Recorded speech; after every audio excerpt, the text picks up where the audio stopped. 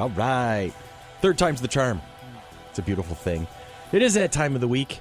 It is your weekly dose of monkey business. I am your host. As always, my name is John, Paul, George, and Ringo. Wait, hang on a second. No. I'm Pete Best. You're Pete Best? Actually, I think you would be more along the lines of the guy who's like the brains behind it all. What was his name? Brian Epstein. There you go, Epstein. Thank you. I couldn't think of that name for a moment.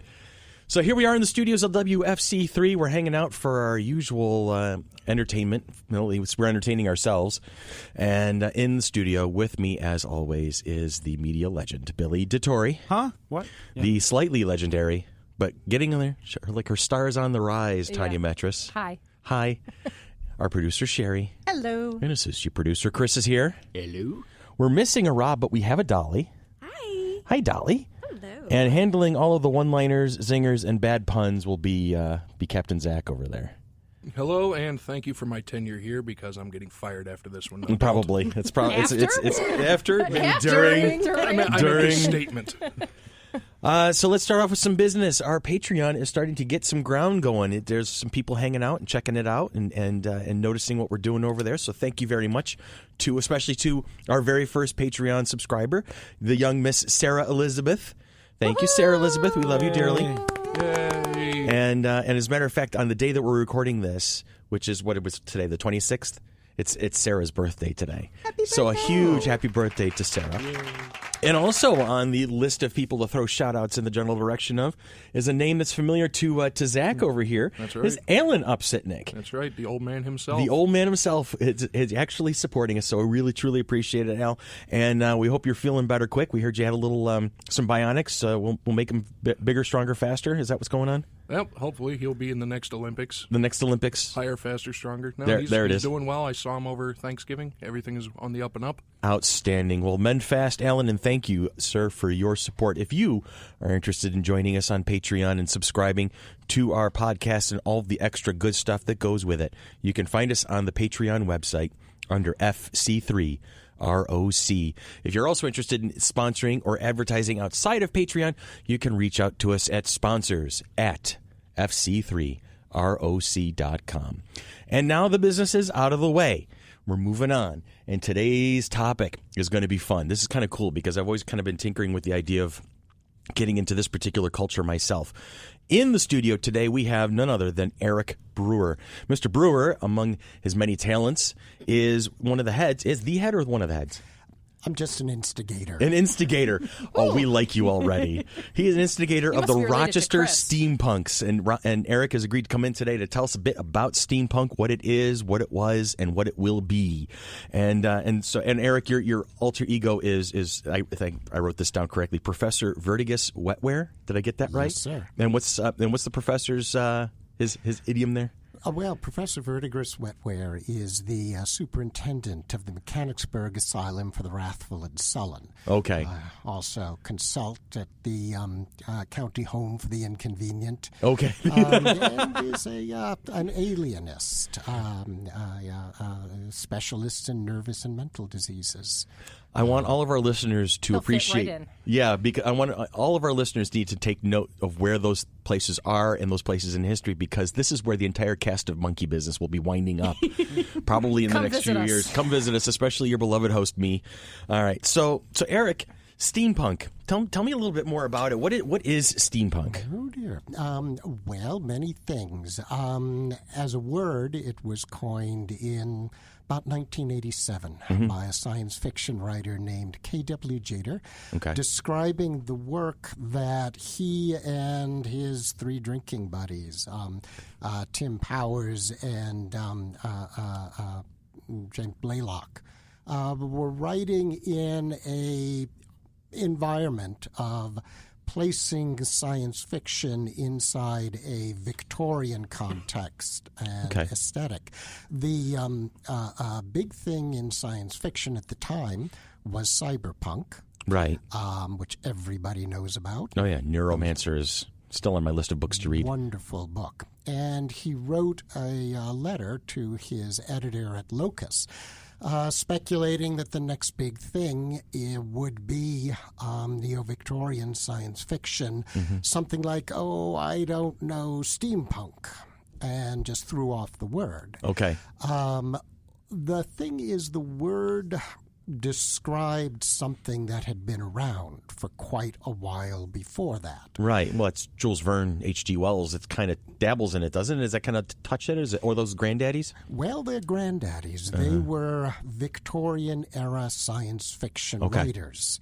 There was nothing neo-Victorian about them. They were right in the midst of it. But that look has been there. The Disney 2001 League Under the Sea, the Wild Wild West, the last scene in a time travel trilogy. So the word now finally existed to describe a thing that people regarded as cool. And now, so the neo-Victorian, that's applying like modern sensibilities to an era of the late 1800s, I'm assuming. Or bringing the design sensibilities of the mid to late 1800s forwards into science fiction. Okay. And also into fashion, into art. Around the time the word was dropped, the internet started doing things. This is the beginning of the rise of social media and the sharing of visual images over social media was what you did. You scroll, it's pretty. And the steampunk aesthetic is striking. It's pretty, and it was something somewhat familiar because most people had seen something of that before. But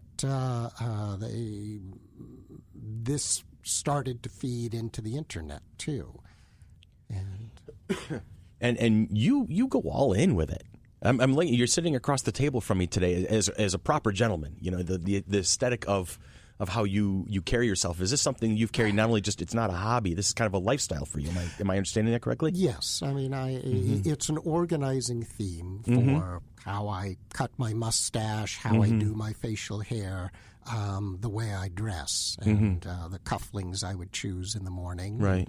How I would tie my necktie. So one has to do this as an organizing aesthetic. There are many different ones, no one more valid or not than any other. Right. This happens to work for me. That's outstanding. I know. I'm like looking at his tie right now, and I just love how the knot is up at the neck of how it looks like it's braided or...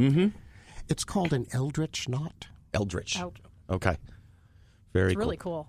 Now, 1987, the word is coined, and it starts to kind of integrate itself into modern culture with the internet and whatnot.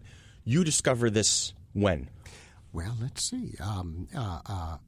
For me, mustache wax was a gateway drug. Back when I was an undergraduate. Okay. That is a long, long time ago. Yeah, 1993, 94? That era. Or earlier. Okay. So I'd always liked the Victorian look. Okay. And I would hang around in consignment clothing places looking for a nice vest or waistcoat. Had that. At one point in my life, I was wearing entirely too much black. And we're all guilty of that at one point or another. Fortunately, my wife reminded me that, no, you're not a goth. You're steampunk, if anything. I actually once heard steampunk described as when goth found brown. Well, both share an appreciation for the Victorian aesthetic. Goth comes from its own origins. It has its own aesthetic. It came out of a music and club scene. Right.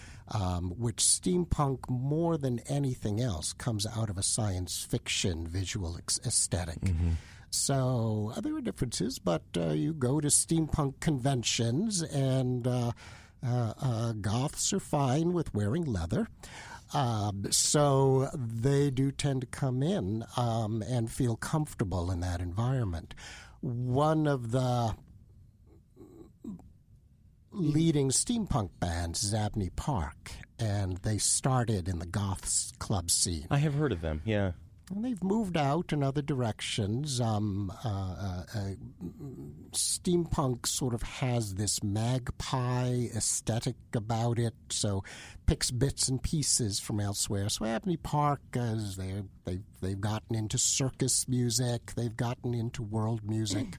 There were many other steampunk bands as well, but they started in the goth scene. I see. Now, like, is Abney Park, pardon my minimalist way of putting this, but are they kind of like the Led Zeppelin of the steampunk movement at the moment, or? I think they're one of the first bands to self-consciously identify as steampunk. Okay. There are others, but they're the most well-known. Gotcha. And have one of the larger fan presences. Okay. So we'll take you back in time just a little bit. So you're an undergrad, and you're discovering that whole Victorian aesthetic. Steampunk is still a little ways off in terms of an actual living term at this point. And a lot of Jules Verne, a lot of H.G. Wells, a lot of those writers are on your shelf, I'm assuming, at this point? Yes. I'm an old-line science fiction nerd. Okay. So you'll also find Isaac Asimov on Robot. You'll find Heinlein. You'll find Jerry Pournelle. Certainly you'll find Tolkien as well. Oh, yeah. His own way. And Ursula Le Guin. So my early con going was the old line science fiction conventions. Okay. Doing cosplays of Ming the Merciless and as part of Buck Rogers and a High Priest of Cthulhu and that sort of thing. And, well, now you're Zach's best friend over there. That's definitely good. You got his attention. There we go. So I'm assuming that basically there were clubs and there was gatherings that, and you said old line conventions, things like this. So this was not something like suddenly everything was embodied in 1987 and you're off and running. There was stuff going on beforehand. Yes, other writers started writing neo-Victorian themed science fiction. Some very good, a lot of it Drek. It had always been there as something cool looking. So you find a lot of steampunk elements in, say, Hellboy, the movies. So people, once it gets out on the internet, it's impossible to trace anything. But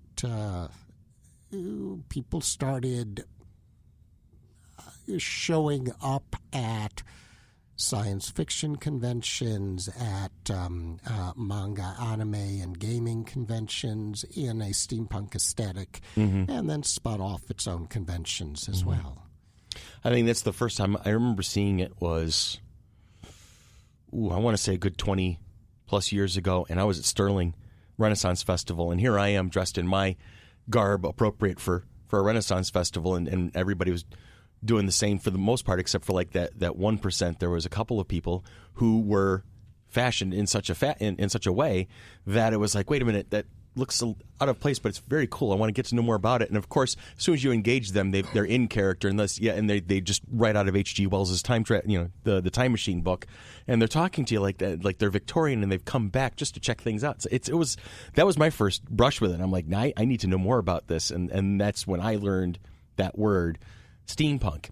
So for me, it was a whole introduction right there at the beginning of the current movement. But you were in it long before that. And so my question is this: when that word hits the scene, and it's suddenly now other people are learning about this, and you've been kind of in this culture all along, How does that the creation that coming into existence of that word, how does that solidify things for you? Does that where do you go when you hear it the first time? My experience is similar to that of several of many other people. We had been sort of doing that, and the word comes by, and somebody says, that's steampunk. You're doing steampunk, and you've not heard it before, and then you look it up on the internet. By George, I guess I have been. There you go. The rap artist, Professor Elemental. Oh, really? That's his story. He hadn't known what steampunk was, but somebody let him know that, yes, that is what you're doing. Okay. Whether you know it or not. So he had that Victorian aesthetic and his own odd sense of humor in his rap stylings. He put out his video, Cup of Brown Joy, and people said, "Oh, that's what you are." Oh, I guess so then. So it's a fairly common origin tale for steampunks that we had been doing it for a while already. And then suddenly it's like, oh, you've given me this legitimacy that I already had. There we go. I don't need your permission, but thank you. Hey, much appreciated. Thank you for the search term. There you go. It makes it easier to find on the internet now. Now, steampunk in more recent pop culture, is Wicked sort of a steampunk feel? The book, I sort of got that feel as I read the book. Well, it's a Victorian book. Oz is a Victorian book. So if you're doing set design, you're looking for something, certainly. Because you're looking, the set designers are looking for something visual and something visually striking. They could use that for Wicked. Locally, a couple of years ago at the Fringe Festival, they had a wonderful staging of The Tempest in steampunk. Huh. That's cool. Are you familiar with the series of comics that have come out basing more recent characters in a steampunk Victorian era? Green Hornet, Red Sonja, Batman, Vampirella. All have steampunk comic books. Legendary, Derry, Legendary. And they're kind of fun. So our others are kind of bringing themselves to the steampunk aesthetic? Yes. Okay. Do you find that now that you've got this search term and you have a little bit more of an eyesight of what the rest of the world is doing when it comes to this particular culture, are you finding that it has like a tidal kind of way of it comes and it goes? It wanes and it gets really popular but then fades off? Or Oh, absolutely. If you go back to Google, and you can it will very easily graph any search term you want. And so for several years it almost looked exponential with the use of people searching for steampunk. It's leveled off, it's going down. Those who are interested in it probably have figured it out already. Right. I don't think we were ever really meant to take over the world. I don't think it's going to go away. No. People have been saying goth is dead for how many decades now? And several. They just look that way. But actually, it's a very, very creative and vital community. Yeah. And steampunk will remain so as well. And now the club itself, Rochester Steampunks, Yes. how long has that been active at this point? Oh, dear. 5, 6 years, 7 years, something like that. We're a loose collection. We gather about quarterly. Knox seems to be the most congenial place we found to get together. They're great. That's one of our we call it our living room. We have a lot of meetings and hangouts there. I was just there the other night. Yeah, it's a wonderful spot. Their new annex is Yes. wonderfully Victorian decorated. Oh, I'm sure you feel right at home there. Absolutely. Well, it's designed after Sherlock Holmes's flat. Okay. So it's the wallpaper, wallpaper stuff and is the decor, all the fireplace. Sherlock Holmes, Victorian England. Which then fits in perfectly with our friends at the Great Escape Room Yes. because they have their whole Sherlock Holmes aesthetic as well. So we can. I know. I was just talking to Aaron Friday night and saying that we were going to have Eric in the studio. He goes, "Oh, I love Eric." It's awesome.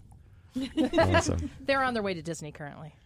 Now, as a club, is it basically just a group of like-minded folks? You can just talk about things. Do you help each other with designs and whatnot? Yes. Okay. We'll bring work in progress to show off or brag about. Sometimes we'll get together outside to go to an event or have a picnic. We if a couple of us show up simultaneously at a given event, we add a little bit of color to it. Okay. We do, again, it's very visual, so it attracts the eye. And so we've been kindly invited to a number of things. Our most recent was at the Rochester Mini Maker Fair. Yes. Yep. At the convention center. Which is very important with steampunk, because one of the things I think that helped it take off is that we'd also bumped into the maker movement. Okay. The aesthetic can serve as an organizing theme for people whose maker interests, maker skills are in a number of different areas. So instead of, well, everybody here does woodworking, it's now that person does woodworking, that person does metalworking, this person is 3D printing, that person is quilting and sewing, but the organizing theme is it's all steampunk. Okay. So one of the things that exists in steampunk is a bit of a reaction against the mass-produced, the mass-marketed. Right. The more handcrafted you're pushing towards? The Victorian aesthetic of arts and crafts was just before the industrial design movement. Okay. So it was very much the individual craftsperson doing what they could for the aesthetic. So particularly when starting out, of course now everything is there on Etsy, even if it ought not to be. Yeah. There is the song by Sir Reginald Pike Devant, just glue some gears on it and call it steampunk.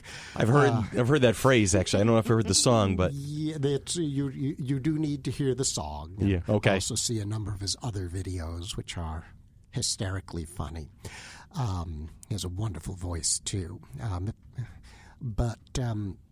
And he comes out of the British music hall tradition as a steampunk performer.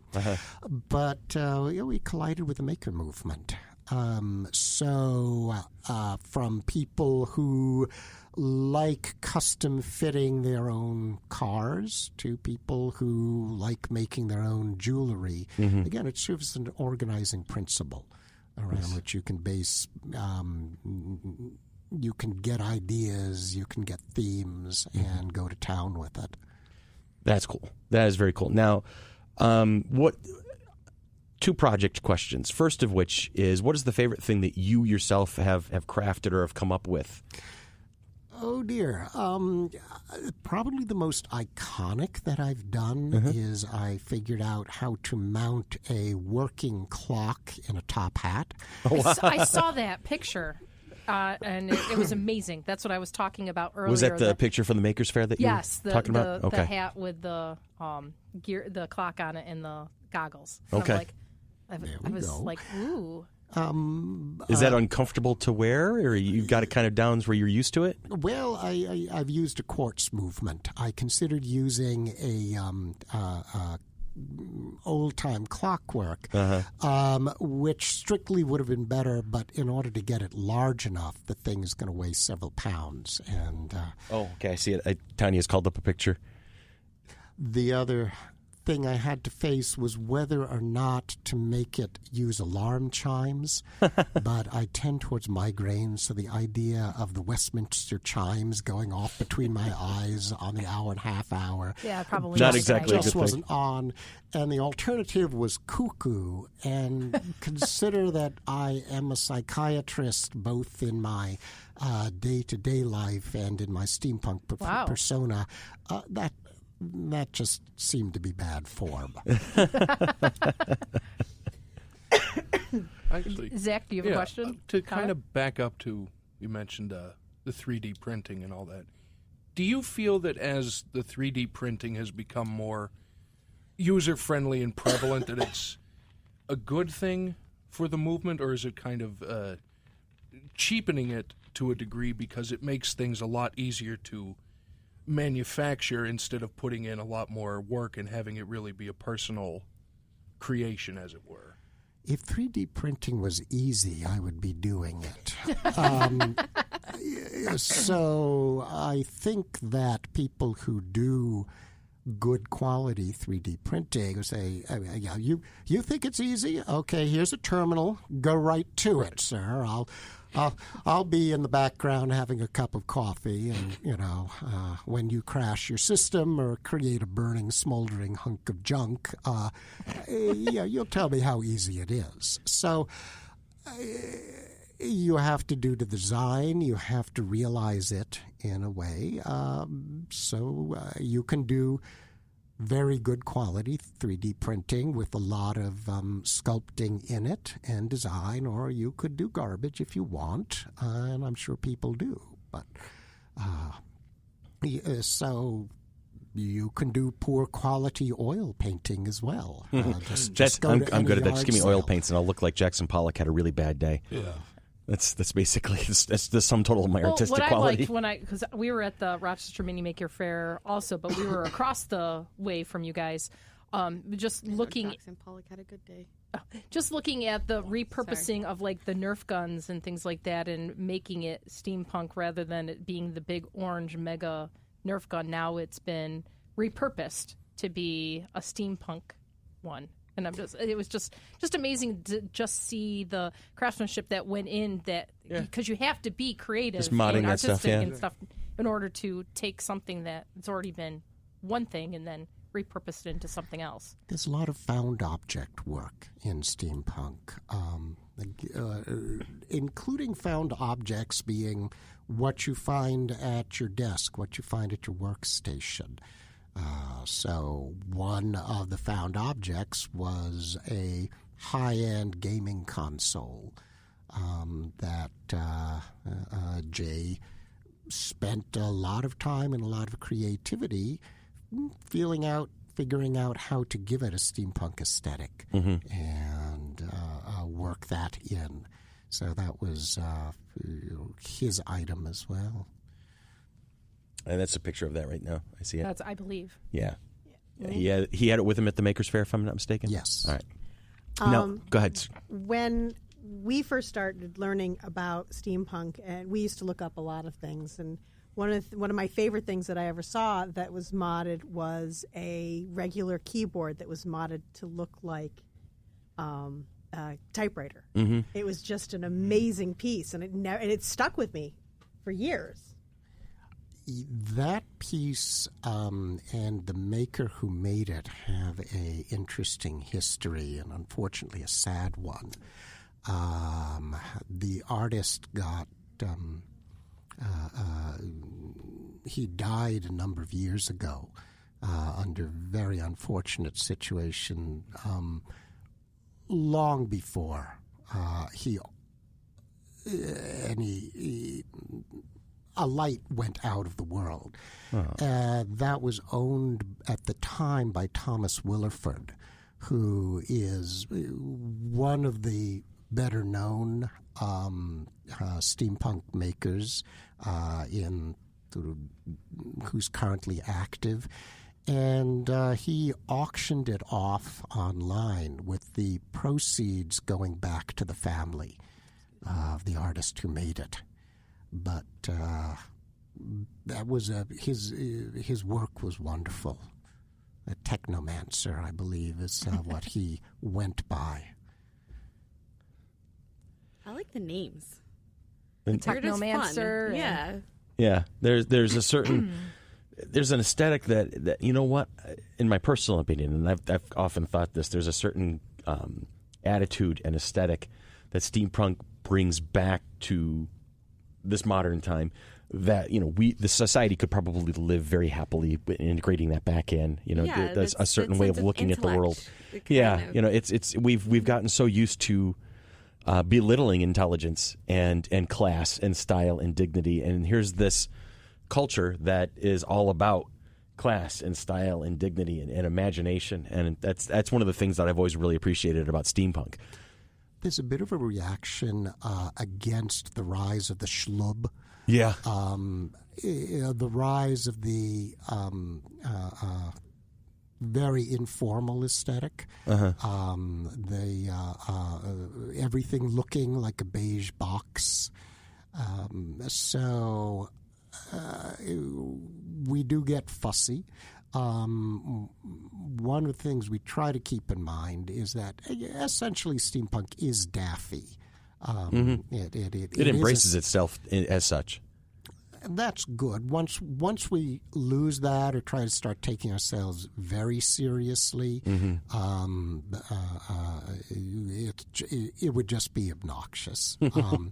But so the sort of odd names that people give themselves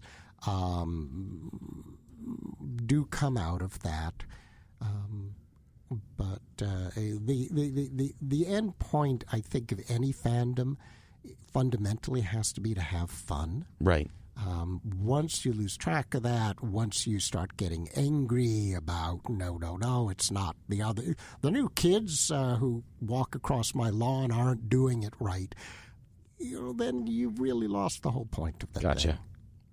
And have you had moments like that where you've had kind of and then you have to stop and step back and think, okay, wait a second, let me reassess what I'm doing here?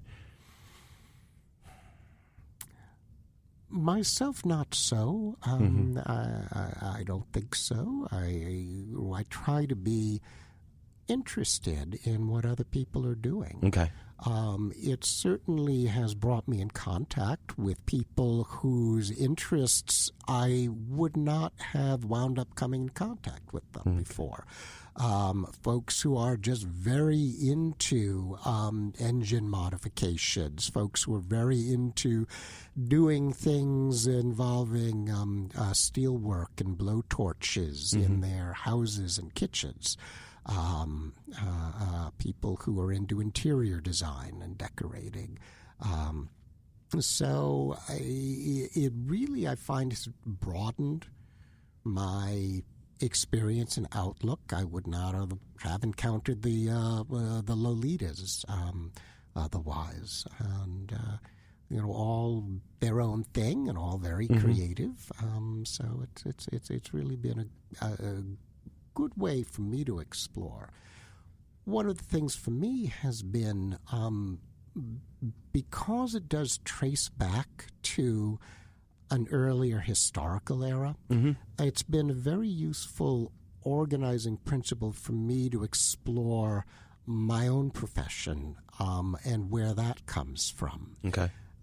The character, the persona, is a asylum superintendent, an alienist. As I said, I am a psychiatrist. That's how I spend my work days and what I do. And it's been a good way to really look back at where my own profession really came from, where the ideas that animate my own profession really come from. So when I've appeared at steampunk conventions as a panelist, what I have is a presentation on the Victorian-era lunatic asylum. And I use the word lunatic because that's what they called them at the time.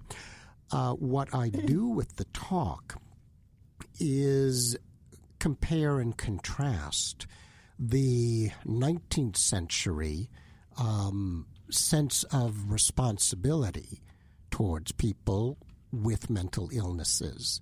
With the 21st century, you're on your own. Lack of responsibility. So one of the things I was very conscious of in developing that talk is I would be giving it to audiences who, just on a basis of statistics, a fair number I knew were going to have experienced mental health care from the other side of the nurse's station than the one I'm customarily on. And I'm very honored that I have had a number of people come up to me and say they felt good after hearing my talk. But many aspects of our own practice in mental health treatment do date back to ideas from the 19th century. So it's been a vehicle for me in that way. I was going to ask you something about that because when you had mentioned earlier in the interview about your character and your professional life share that common thread, and I was going to ask something along the lines of do you find you using steampunk to associate with patients?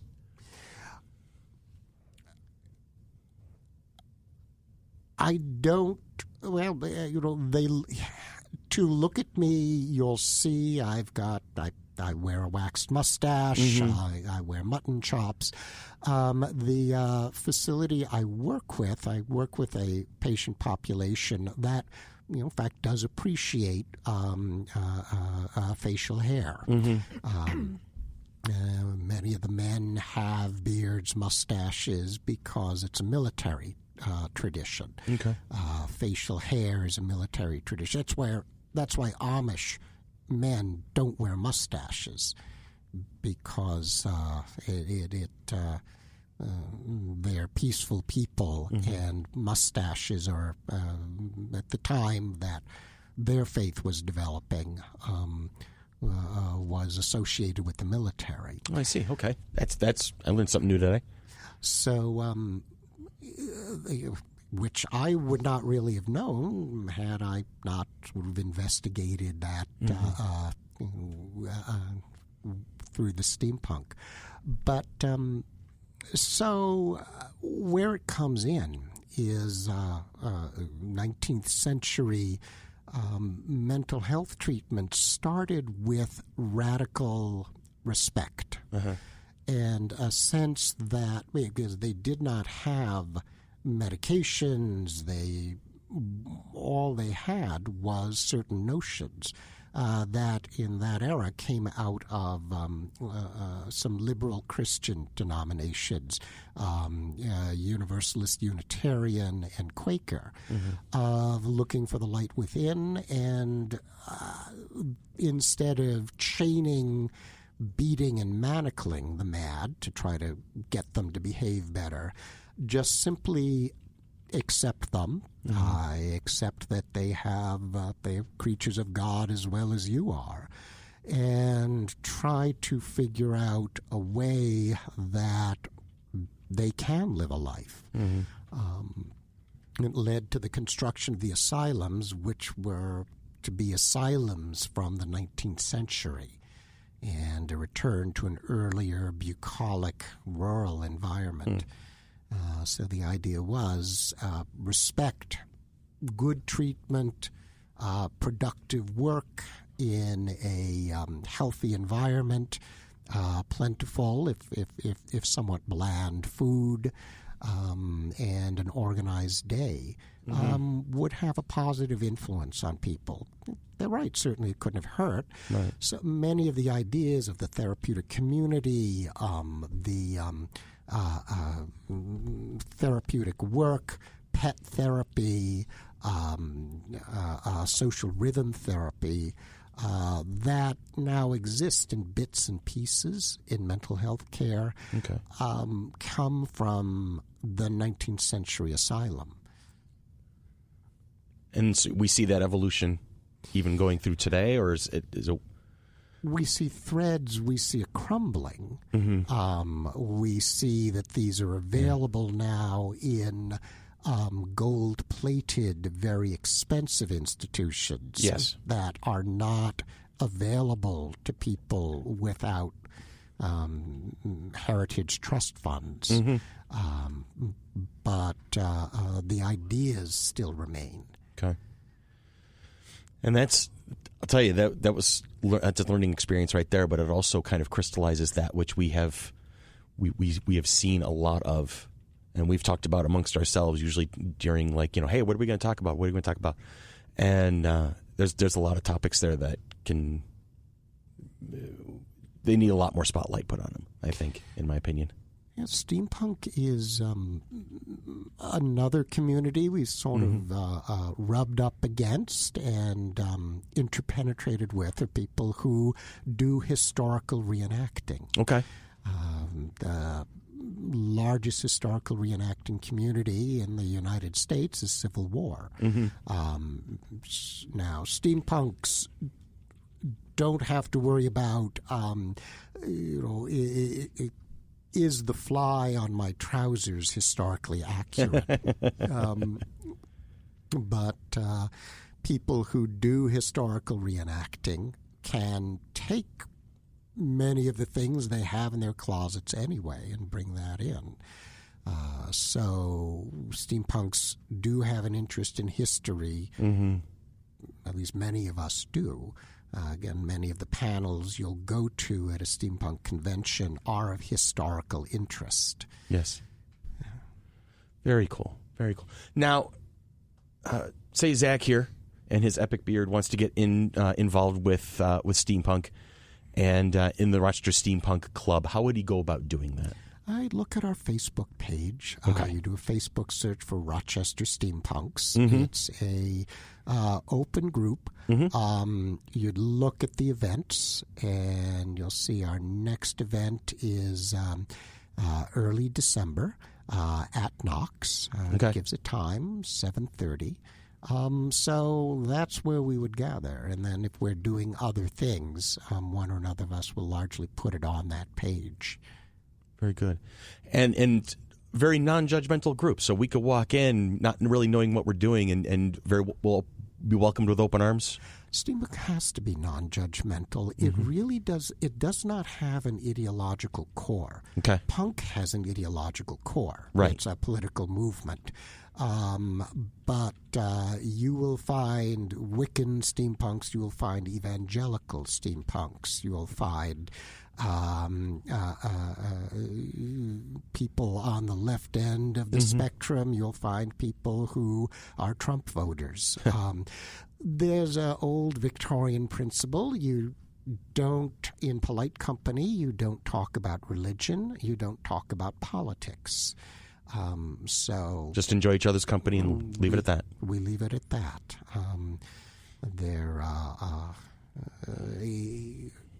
So we've largely been able to do that. There are steampunk bands that come out of the punk tradition, the men who will not be blamed for nothing. They're very explicitly political, Okay.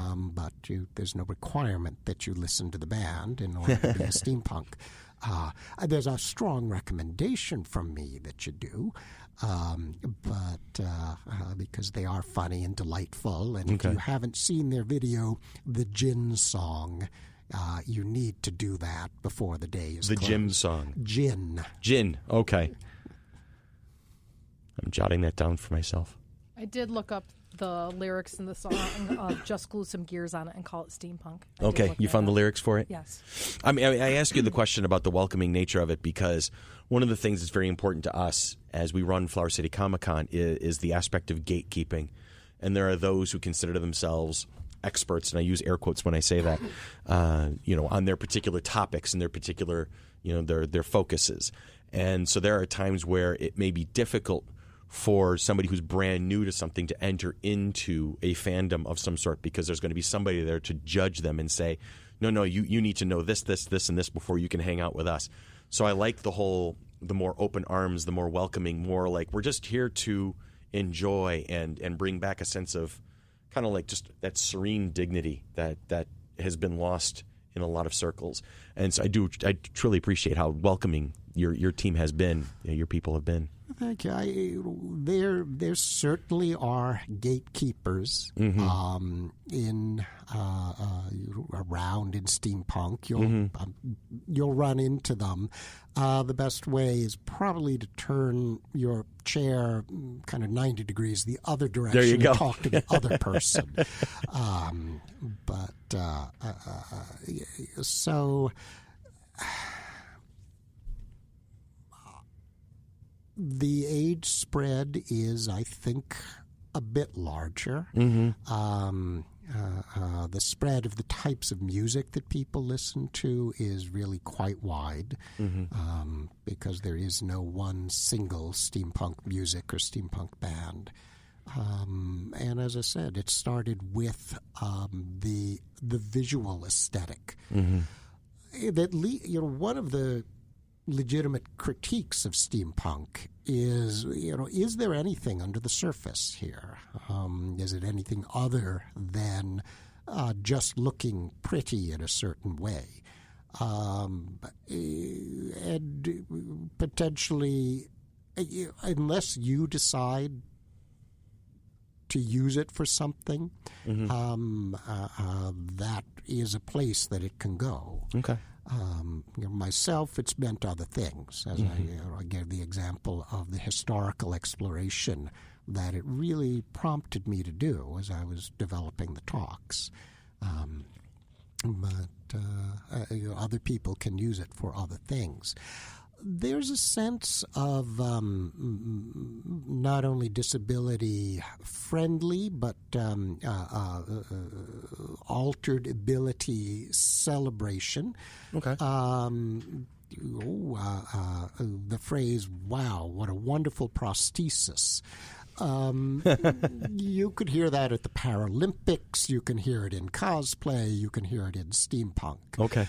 The sense that a lot of the steampunk devices have a prosthetic look to them. I was noticing that while going through some pictures, and especially when I was doing my research to get ready for today. Yes. There's actually quite a bit that I wonder how much of it is costume and how much of it is actually that person is just taking advantage of the fact that they are indeed the bearer of a prosthesis. Thomas Williford actually made a wearable art device, a wearable piece of artwork for a person who had a below-knee amputation on commission. He didn't make a medical prosthesis because he's not licensed to do so, but it's a very interesting piece of wearable art. Gotcha. That's only wearable if you are that one person with that specific below-the-kney amputation. Customized. Absolutely. And that's outstanding. That's just, and that's another thing I love about the aesthetic is it's not just the way it looks. There is a function to it, and it's not just a practical function, but a function of making you part of a community. Steampunk aesthetic works best if it at least looks like it's going to function. Right. That's how you sort of distinguish it from just a random collection of decorative gears glued onto something. Although if that's your first costume and your first convention, certainly go right ahead. It's good to have beginners. Yeah. If you don't, you're going to cut off your own development. Gotcha. At the roots and eventually wither. But you take something functional and make it beautiful, like the Datamancer computer keyboard. The standard black Dell or HP set works entirely well, but if you're going to fix up an old typewriter with reed switches so that it works, just like the keyboards in Terry Gilliam's movie Brazil. Oh, yeah. I remember that. Yeah. Again, that's a very steampunk aesthetic, but it came out before steampunk itself was a thing. Mm-hmm. You can go right ahead. So take something functional and make it beautiful, just because it's nice to be surrounded, to have beautiful things around you to look at. Mm-hmm. There's plenty. That's why I have this panel around me. Well, except for Zach, but I never Especially Billy, though. Especially Billy. What? No. Billy's awesome. Ugh. There's plenty of ugly in the world. I feel we all have a responsibility Yes. to do what we can about it. To do what we can to make the world a more beautiful place. And that's I like that idea very, very much. And so we're gonna wrap on that particular thought alone. Just take that away. That there's a lot of ugly in the world, and we do our part to kind of brush past that or change it and make it better and build and create. Each in our own way. Each in our own way. Is there like a parting like a goodbye that you use in your club? Like a farewell that is a standard? That there isn't. Again, the old line science fiction nerds would say live long and prosper, which I think is a good way to end just about anything. That works. Well, then live long and prosper, sir, and we thank you for your time today. Thank you for the opportunity. And we do appreciate it. And we hope to see you at Flower City Comic-Con in June. Ooh, looking forward to that. Awesome. Outstanding. And so that is, dear listeners... No, I hit it. There we go. I hit it a little early a second ago. So. Not a problem, man. And that is your introduction to steampunk. We invite you to look into it, read about it. December 2nd is their social at Knox. Outstanding. So come to FC3's living room and partake and get to meet Eric. I actually have an outfit, too, I could wear. Yes, you do. I just have to find the hat and the goggles. Yes, My you kid do. took them. And so for Dolly and for Zach and for Sherry and Chris and for Tanya and for Billy and for myself, I am Chris. And thank you again, Eric, for joining us today. Thank you so much. This has been your Monkey Business for the week, a product of the Flower City Comic-Con and the Mighty Monkey Corporation, purveyors and producers of the said Flower City Comic-Con, coming at you June 9th and 10th of 2018. Like us and find us on Facebook, and we will talk to you again next week. Bye.